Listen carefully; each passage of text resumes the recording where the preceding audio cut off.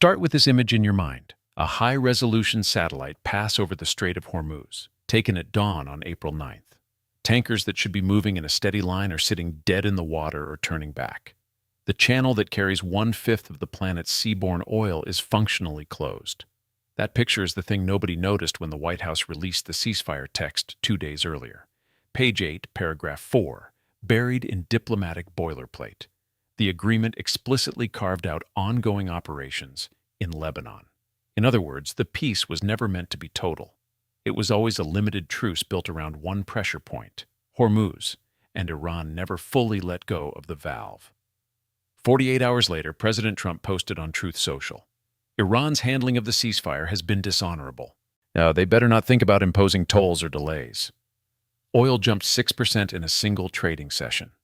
Brent briefly touched $92, and Pakistan suddenly became the venue where the next act would be written. On the surface, the story is straightforward. After Operation Epic Fury, a short, sharp series of U.S. strikes on Iranian naval and missile sites, the two sides announced a 2-week pause. Iran was supposed to reopen the strait to international shipping within 72 hours. Satellite tracking and shipping data showed they did not. Iranian patrol boats remained on station. Tanker traffic stayed near zero. Trump called it what it looked like, a breach. Whilst Tehran answered that it was complying in the spirit of the agreement and that any restrictions were temporary technical measures. But the official explanation left one detail out. The same ceasefire document that demanded full reopening also quietly allowed Israel to keep striking Hezbollah in Lebanon. That carve-out told you everything about how fragile the deal actually was from minute one. Iran kept its leverage on the waterway because it knew the Americans had kept theirs on the northern front. What we're watching now is not chaos. It is a very old pattern repeating with new actors. In 2019, after the U.S. reimposed sanctions, Iran seized tankers in the same strait. Markets spiked, insurance rates soared, and the world remembered exactly how narrow this choke point really is. And the 2026 version is faster because the memory is still fresh, and because the stakes are no longer abstract. Here is the part the headlines are missing. This is not primarily about oil prices today. It is about who decides whether the next 5 years of global energy security still run through the Persian Gulf, or whether the repeated crises finally force importers to accelerate the shift away from it. Iran understands that. The Revolutionary Guard understands that the strait is the one asset no American strike has ever permanently taken off the table. And the Trump administration understands that a second round of freedom of navigation operations would be expensive in both blood and political capital. That is why Pakistan is suddenly hosting the talks. Not because Islamabad has suddenly become a great power, but because it is the only capital both sides can reach without losing face. J.D. Vance lands there this weekend leading the American side. The Iranian foreign minister has already accepted. The agenda, according to the White House schedule, is full compliance and sanctions relief timelines.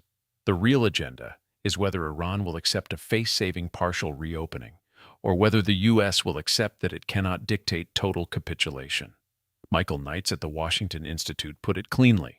The Hormuz bottleneck remains Iran's single highest leverage pressure point. Partial compliance is a classic negotiating tactic. Emma Ashford at the Atlantic Council added that this is less about barrels of oil than about testing whether Washington will settle for optics or demand substance. Both are right. Neither is saying the quiet part. Every time this playbook runs, the world's dependence on this stretch of water becomes a little more unsustainable. Now the power calculation.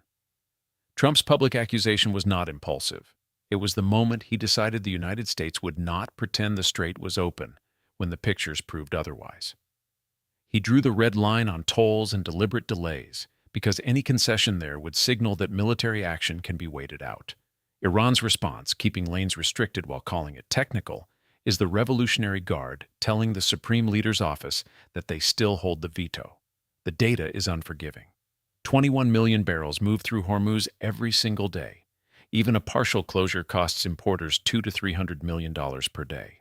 Now, Saudi Arabia and the UAE have quietly ramped up output to cushion the immediate shock, but they cannot do it indefinitely without drawing down their own reserves.